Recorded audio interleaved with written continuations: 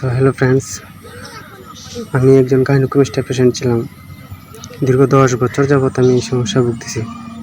So আমি শেষ পর্যন্ত রাজ ভাইয়ের ভিডিও দেখে ইউটিউবে তখন রাজ ভাইয়ের সাথে যোগাযোগের মাধ্যমে আমি ইকবাল স্যারের কাছে অপারেশনটা করিয়ে নিই।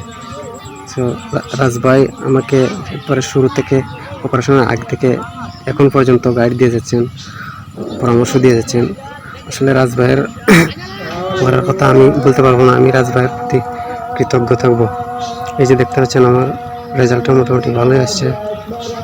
তো 1 মাস হলো আর কি, আস্তে আস্তে আরও ফিনিশিংটা আরও ভালো হবে।